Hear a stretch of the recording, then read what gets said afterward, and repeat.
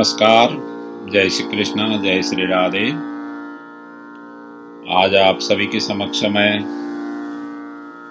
परम श्रद्धेय पूजनीय स्वामी श्री राम सुखदास जी की अमृतमय वाणी लेकर के उपस्थित हुआ हूँ और आज का विषय है सांसारिक सुख दुखों के कारण है। बड़ा ही अद्वितीय अद्भुत प्रसंग है आज का। आद्योपांत श्रवण करते हुए अपने जीवन की साधना आराधना में सहायक सिद्ध हो। आइए श्रवण करते हैं। सांसारिक सुख दुखों के कारण है। संयोग जन्य सुख लेने वाला व्यक्ति अपना और संसार का दोनों का नुकसान करता है। जितने भी संयोग जन सुख है वे सब के सब दुखों के कारण हैं। गीता में कहा हुआ है, ये ही संस्पर्शजा भोगा दुख यो नय एवते। सुख भोगने वाला अपने लिए और संसार के लिए भी दुख का कारण बनता है, अर्थात सबको दुख देता है, सबकी हिंसा करता है। इसलिए संसार का सुख भोग बिना हिंसा के नहीं होता। पर जो सब जगह परमात्मा को देखता है वह अपनी और दूसरे की हिंसा नहीं करता।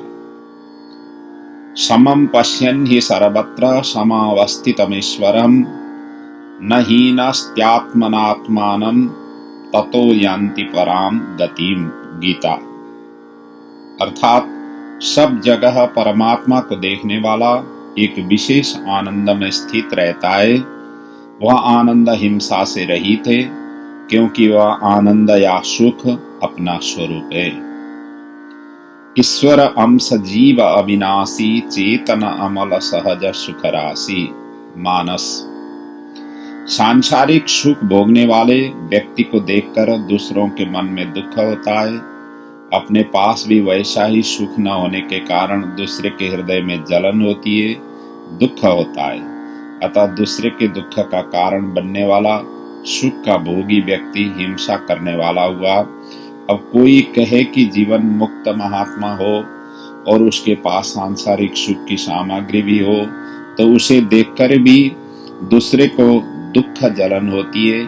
पर वास्तव में महात्मा दूसरों के दुख का कारण नहीं होता। कारण यह है कि जीवन मुक्त महात्मा सांसारिक सुख का भोग नहीं करता। उसकी दृष्टि में समस्त सांसारिक सुख और दुख रूपी है और होते हैं दुःखमेवः सर्वविवेकिनः योग दर्शन। अतः उनकी दृष्टि में संसार का सुख ही है ही नहीं। वह तो अपने आप में निज सुख में सुखी रहता है। उसका सुख परमात्मा का है। जो दुखी हो रहे हैं उनका भी तो स्वरूप सुख स्वरूप ही है, चेतन अमल सहज सुख राशि।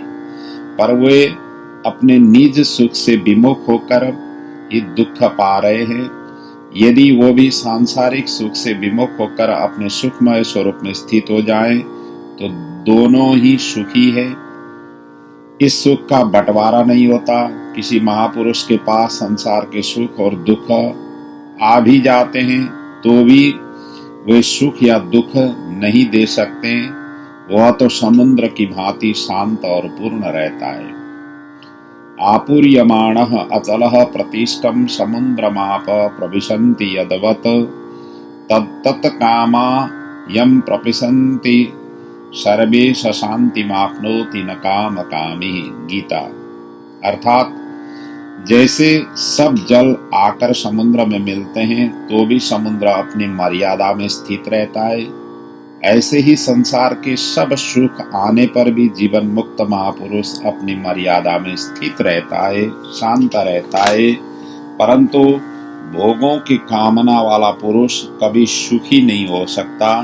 भोग नहीं होते तब उनके अभाव से दुखी होता है, और भोग होते हैं तब अभिमान करके दुख पाता है। जैसे दांत की बीमारी में खुजली और जलन दोनों होती है। खुजली अच्छी लगती है और जलन बुरी। इसलिए सांसारिक भोग मिलने से जो सुख होता है वह भी एक प्रकार की व्यथा ही है। जीवन मुक्त महात्मा को जितने भी पदार्थ मिल जाए वह शांत रहता है, और पदार्थ न मिले तब भी वह शांत रहता है। उसकी शांति पदार्थों के अधीन नहीं होती। वह तो साधन अवस्था में भी सिद्धि असिद्धि में सम रहता है, फिर सिद्ध अवस्था में तो सम होगा ही। सांसारिक पदार्थों के पास में होने से जिसे अभिमान होता है वह हिंसा करता है। ऐसे ही जैसे गुणों के अभिमान है तब भी हिंसा करता है। गुण तो आने जाने वाले हैं, उनको लेकर अभिमान करता है। तो जिनके पास वे गुण नहीं है उनके मन में जलन पैदा होती है, क्योंकि वो किसी से कम तो है ही नहीं। सबके सब परमात्मा के अंश है, अतः स्वरूप से समान है। आने जाने वाले पदार्थों से अपने को सुखी मानना भूल है। जो अपने को बड़ा और दूसरों को नीचा समझकर दूसरों का तिरस्कार करता है वह भी हिंसा करता है। अपने में दूसरों के अपेक्षा विशेषता का अनुभव करना भी भोग है, और उससे दूसरों की हिंसा होती है। मान बढ़ाई का सुख भोगने वाला भी हिंसा करता है, क्योंकि वह अपने को मान बढ़ाई के योग्य समझकर अभिमान करता है और दूसरों को अयोग्य समझकर उनका तिरस्कार करता है। वह सोचता है कि कहीं दूसरे की बड़ाई हो जाएगी तो मेरी बड़ाई में धब्बा लगेगा। ऐसे ही काम धंधा न करने वाला मनुष्य आलस्य का सुख लेता है, तो दूसरे कहते हैं कि हम तो मेहनत करते हैं और यह आराम से बैठा माल खाता है, तो यह भी हिंसा है। तो सांसारिक सुखों को भोगने वाला व्यक्ति खुद तो दुख पाता ही है, दूसरों को भी दुखी करता है।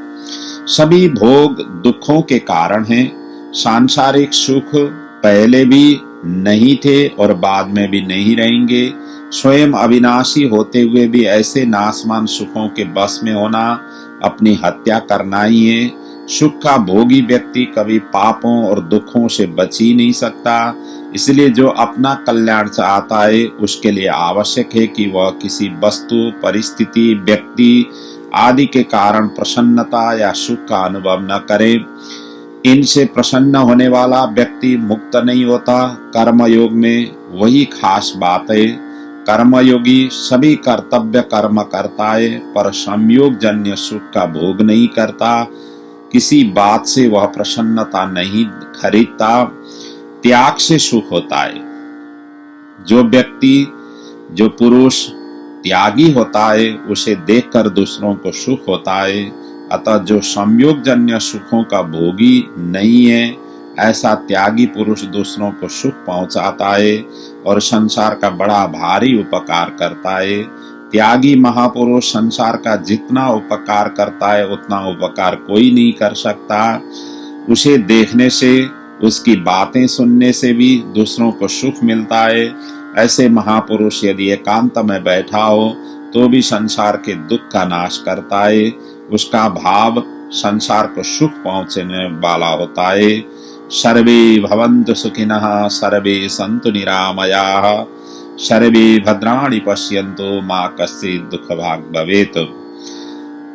अर्थात अपने प्रति बैर रखने वाले को भी वह सुख पहुंचाता है। जिसके हृदय में अभिमान और स्वार्थ नहीं है, जिसका भाव दूसरों के सुख पहुंचाने का है, उसकी भगवान की उस शक्ति के साथ एकता हो जाती है जो संसार मात्र का पालन कर रही है।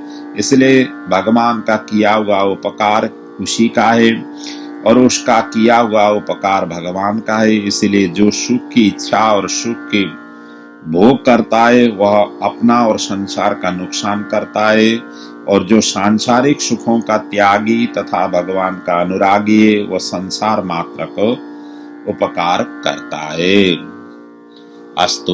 ओम पूर्णमदः पूर्णमिदं पूर्णात् पूर्णमुदच्यते पूर्णस्य पूर्णमादाय पूर्णमेवावशिष्यते। ओम शांति।